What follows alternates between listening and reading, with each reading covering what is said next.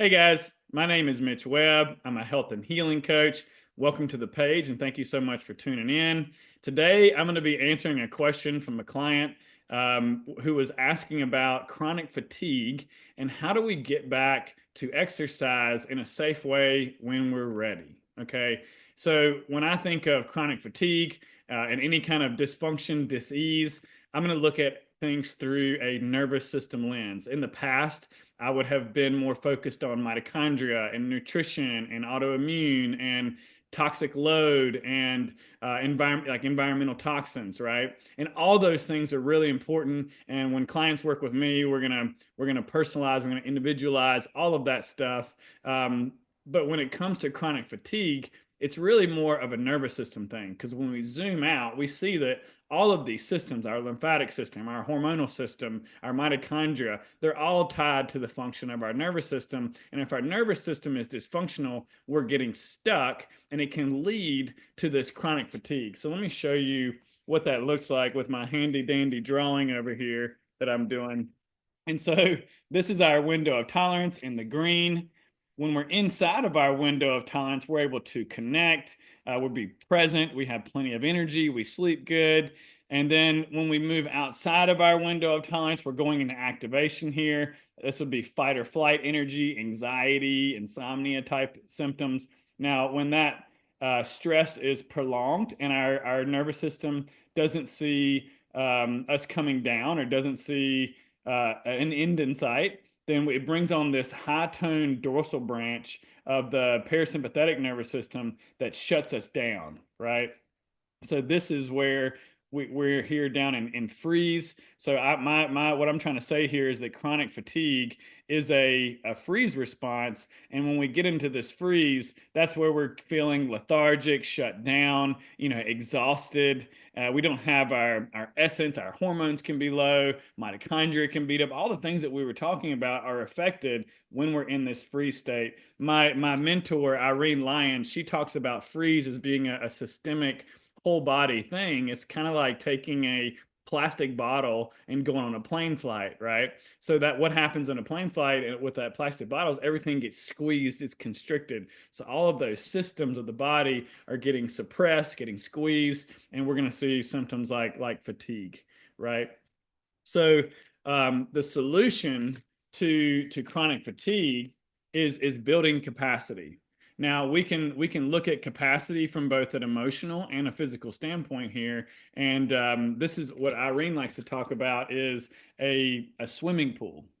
So the swimming pool here, this is our nervous system, and we've got all these beach balls in the swimming pool taking up space, bouncing into each other, creating this sensation, creating symptoms that we would call trauma, right? The sensations like fatigue, anxiety, gut issues, different symptoms that we see with autoimmune, stuff like that.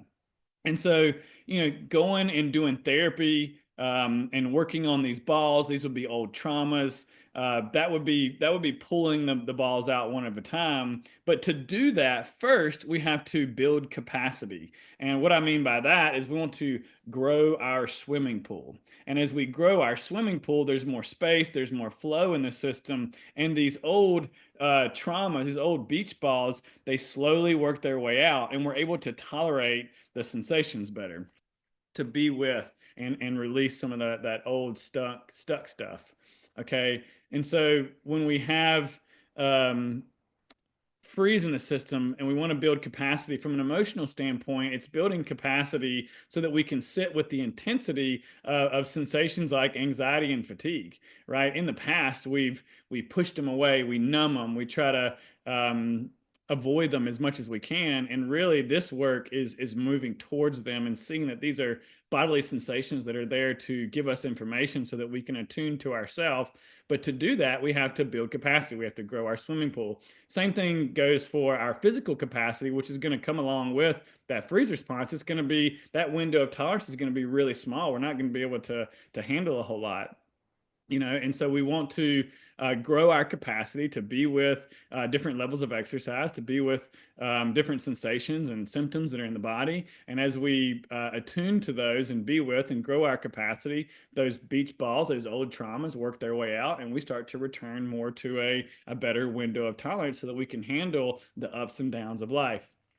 Now, for me, I dealt with chronic fatigue for many years. There was a car accident I was in maybe 5, 6 years ago. I was in the best shape of my life. I was exercising maybe 5, 6 days a week. And I went from being in the best shape of my life to not being able to walk more than 10 or 15 minutes at a time. And that lasted for about 4 years. And so I wasn't sleeping at night, had anxiety like crazy. I was wired and tired trying to go to bed. And yeah, this led to a ton of fatigue during the day. And so when I started, I did everything you can imagine, nutrition, exercise, mindset, detox, biohacking, and I took that all to an extreme degree that was just forcing my body deeper into these trauma responses that are the freeze and the functional freeze and the collapse, shutdown, chronic fatigue. And so when I started learning about the nervous system, learning about Irene's Smart Body, Smart Mind course, started building capacity and ultimately learning to regulate my nervous system, within the first month or two, I started exercising again. And it kind of happened by accident. At that time, the capacity that I had that I built, and we're going to talk about that here in a minute. I was doing some yoga, I was walking. That's about the extent of the exercise that I did at the time, some hiking. And I had a friend over, and we were chopping wood, and we got really into it. We were having a good time, having fun, and an hour went by, and I just stopped. I was shocked. I couldn't believe that I had done that exercise. So what I started to do was build on to the capacity as I went. And that's what I'm going to be talking about today in step 2. Now, step 1 is how do we support ourselves when we're in a freeze, when we have chronic fatigue. If you're someone who's dealing with those symptoms, now these are all like selecting off the menu, right? A la carte. I wouldn't go and try all of these things. And certainly, if you need help, reach out and we can talk about that. But what I would recommend when it comes to supporting ourselves in a functional freeze, number 1 is going to be acceptance, accepting the symptom, quit running from it, allow it to be there, and learn to sit in that intensity through titration and doing little bits of feeling as we go. I did a video about orienting and following impulse as my first video. You can go back and check that out.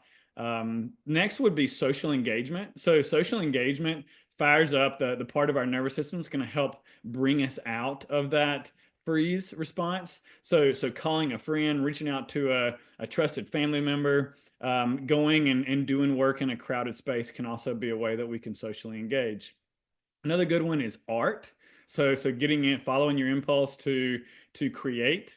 Another one would be different things that are warm and comfy. Could be blankets, could be warm water. I also like journaling. So really, we want to connect to those sensations, the sensations in our thoughts, and then get them out with a journal. Start to really unpack how you're feeling and what that means to you. And usually when we do that, some tears will come up, some sensation, some emotion possibly, and that's what we're looking for. That's kind of the first step out of the freeze. And then also just the foundational things that I teach my clients, things like grounding, good nutrition, getting sunlight, sleeping, and then giving yourself permission to rest when you need it. Now, when we have done all of that and we start to feel our energy coming back, we start to feel that capacity has grown. Now it's time to go, okay, what I see with my clients is they have more energy, they're sleeping better, and they start to tell me like, hey, I think I want to exercise again. That's a really good impulse to follow, but we can't go back to where we started previously. So, I went 4 years without exercise. I can't go back and work out like I did, do a CrossFit workout and lift heavy. That's just not going to work. I'm going to overdo it, and I'm going to set myself back. So this is kind of how I did it. Again, take it, make it your own. And if you need help with this is something you can reach out and we can create a plan together. So obviously starting with walking, okay. The way that I did that was, again, it was 10 to 15 minutes. I slowly built up to 20 minutes and 25 and 30 and eventually an hour, and doing some hikes after that. Spending time in nature can be really good. So combining the walking and going in nature and really being aware of what's supporting you and your surroundings and your breath, like I talked about in the first video, all that awareness is going to be really helpful as you're moving in the woods. It helps bring cortisol down. They call it forest bathing. And so after we've done some walking, some hiking, maybe we can do rucking. So that would be getting a pack that you can carry on your back. Maybe start with like 5, 10, 15 pounds. I wouldn't go more than like 25, 30 pounds unless you're have a lot of athletic experience in the past and you have built up to that capacity and you enjoy it. So if I've been walking, I've been hiking, I've been rucking, the next thing I would try, if everything's going well, there's no setbacks, then I would look at body weight training and just doing some push-ups, some pull-ups, some body weight squats, some sit-ups, that type of stuff. If everything goes well there, then I'm looking at super slow training. And super slow training may be the way that I would start off some of those body weight workouts. And that's really what it sounds like, moving extremely slow. So if I had an overhead press, I would really shoot for about 10 seconds up, right? And then 10 seconds back down as well. And what you're doing there is you're bringing in a weight that you can complete about 8 reps for. I think it takes about 45 seconds. Don't quote me on that. Obviously, go look that up. Go look up a YouTube video about super slow training. There's a ton out there. And you want to find a weight that you can complete about 8 reps with. Takes maybe about 45 seconds to a minute to do this, and you're going to failure. Now, in the beginning, maybe you're not going to failure. You're just kind of doing what feels good, trying some things out, and then we're really becoming the observer here. We're going to be really aware of our body and how we're feeling. We're going to do a little bit. We're going to step back, and we're going to see how we respond. And that's attuning to ourselves, right? That's giving ourselves what we need. Now, say super slow training's going really well and you're ready to crank it up a notch. I really like kettlebells at this point. Tons of really good kettlebell videos out there. I love Pavel Tsatsouline, I believe. He's a Russian kettlebell guy. I love his grease the groove concept, which says, hey, I don't want to go to failure all the time. I want to do a little bit at a time and keep showing up and doing more. So the way you apply that is if I can do 10 reps, well, I'm going to do 7.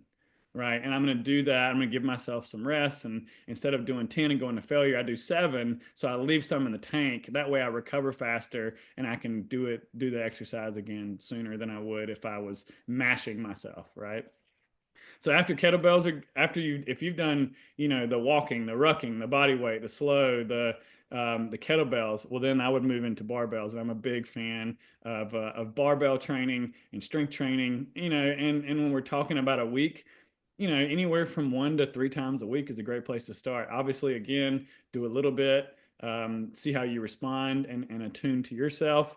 And the big thing that I want to highlight when it comes to getting back into training is awareness. We really want to be aware of our body. We really want to be feeling our feet in the ground, feeling the environment around us, maybe noticing our breath. These are all things that we do in nervous system training to create awareness and to build capacity and eventually regulate the nervous system on our own.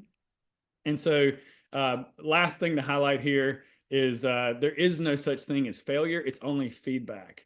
So if we've been in a chronic fatigue state for a long period of time and we're just getting back into this, we're probably going to overdo it at some point, and that's okay. That's not bad. That's just feedback. That lets us know that we did more than we can handle. We went outside of our window of tolerance, right? And we did too much. So we're going to come up here. We might get some symptoms, but that's just feedback to let us know that, hey, this was too much. And so next time I'm going to cut it in half, do less, and then respond, and then come back again in a way that is more supportive to my body. So I hope this was helpful. Quick review: if you're dealing with chronic fatigue, from my perspective, it is a freeze state, and the way that we heal is we build capacity so that we can remove the beach balls, remove the stressors, get back into our window of tolerance, and then eventually build our capacity so that we can get back into exercise without taking any setbacks as failure, that it's more of feedback so that we can continuously attune to ourselves. Now, if you're someone who's dealing with chronic fatigue and you're like, Mitch, I don't know what the hell you're talking about. This stuff is way over my head. Well, that's where I can come in and I can help. I'm a coach and I meet my clients where they're at. We talk nutrition, exercise. We get into the mindset, and I'm heavily steeped in the nervous system and teaching my clients how to build capacity so that they can become their own medicine and heal themselves. If you want to reach out, my website is mitchwebb.com. You can leave a comment here below. I love answering questions. Again, appreciate you guys tuning in. Please like, send a comment, subscribe, and I will look forward to chatting again with you guys soon.